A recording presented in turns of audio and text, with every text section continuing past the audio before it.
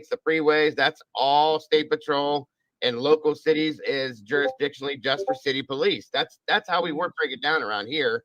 And I was kind of like curious about how that worked out like that. So, I'd like to take this opportunity to remind drunk turkey Daniel that he doesn't believe in coincidences, by the way. Two stops in 10 minutes. Yeah. So Daniel, if you're listening, you don't believe in coincidences. Now, I was seeing something. I'm sorry. Hi, Turkey. Hi. I love Daniel, by the way. I don't mean to be a prick, but he's probably laughing at the same time. We all love Daniel. Cold Turkey Show. That's the name, right? Cold Turkey. Yep. The drunk turkey. Oh, sorry. I'm sorry. I think I'd be a good fit. I'd be a good fit on there. Sorry. It's all right. That area of Pullman, Washington, and Moscow, Idaho, I was watching somebody, and they did a map essentially saying that this area should be its own state because it's not like Seattle and it's not like Boise. Because both, even though there's a state line, both they work together and they're constantly in communication and everything. Okay, so just putting that out there. And also, what happened to the $3 million budget for the DNA plant that they got? DNA plant, DNA organization. Lab, I think. 3 months before all of this. Now, if there's corruption on a higher level, above the police, see, I'm not even talking about the police anymore, the cops. If there's corruption on a major level,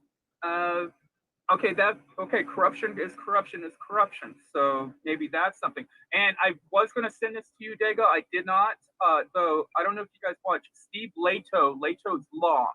He did this a video, Connecticut, 300 state troopers busted for falsifying pullover tickets, auto tickets and everything. Not that the individuals that got pulled over were wrongly pulled over. There's two systems there, and in one system, they didn't check it on time. There's 36,000 wrong things, and then 64,000 wrong things. So it's up to about 100,000, I think, wrong reports, which was in the separate app to get more funding for the Connecticut State Police. This is a fact. So just saying, corruption is everywhere, and it starts probably with one person or maybe one big dog, and then everybody else falls in line, maybe not even aware that they're doing it. That's all I'm saying. By the way, I'm half Italian, half everything else. Gawagoo. I think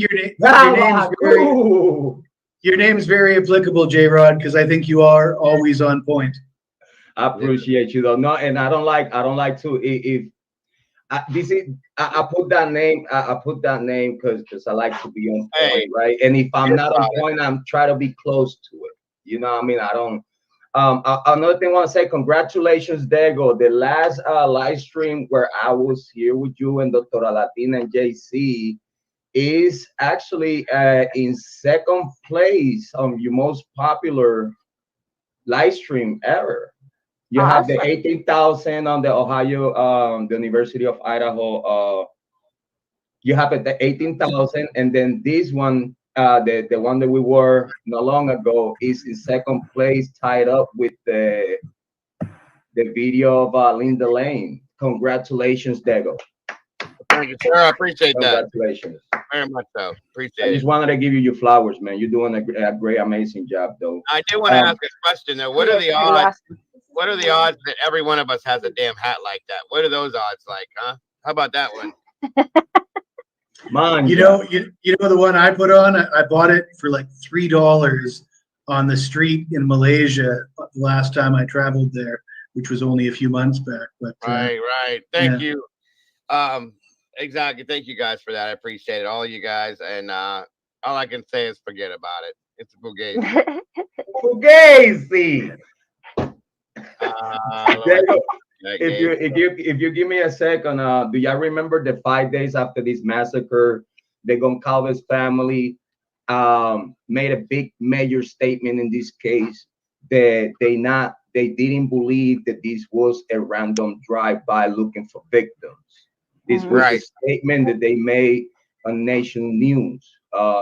They affirm that whoever did this knew all 4 victims in a personal way. After that interview came out, everything changed. Everything around this case changed drastically right after they said that. Yeah. In nationwide news, everything changed. Then for some apparently reason,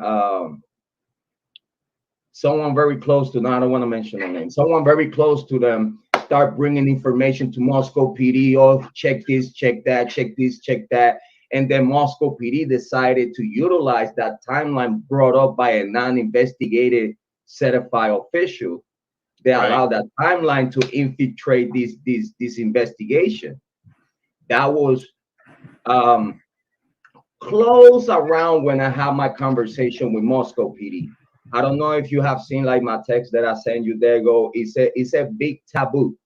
It's a big taboo on this case, and the biggest taboo of all is the Grubhub cam.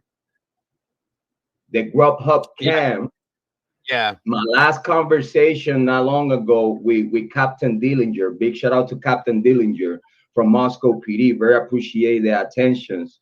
I still haven't had a conversation with Chief Fry yet. I think he's a very busy man, but you know, I'm still. I keep calling here and there to see if I'm lucky enough to have a conversation with him, but they only put me with the captains and stuff like that. I have make an emphasis to please use modern days technology to filter this footage, because we I spent hours, weeks, months watching this footage, and I utilized the 4K footage. The big shout out to Plunder. Big shout out to Plunder. I love Plunder. The 4K footage that she have is the most clear footage all over the internet right now as we speak. And it's very clear if you sit there with pictures of all victims next to you cam, like next to your screen, and you have pictures galore of all the victims, and you look at this footage, we could tell there is more people there than what they say. Like is I don't know if you allow me to say it. I know I'm gonna get burned on fire for this, but guess what? Captain Dillinger couldn't tell me if they, you know, I asked Captain Dillinger like, hey, did you pay attention to this footage? Do you know the people that is in this footage? Oh, you know, Jrod cannot tell you that. And I was like, oh, okay. But at least you're acknowledging the Grubhub footage. Right. In that Grubhub footage, if you allow me to say, which I know I might get burned for this, I believe, in my personal opinion, that doesn't have to be no one else's opinion. But I seen Ethan and Sana wearing her gray hoodie, her beige hoodie, like this big. She came out in a TikTok with that hoodie. The problem here is, I told Captain Dillinger, dude, she came out on a TikTok with the same hoodie that she's wearing that day on the Grubhub cam looking for food.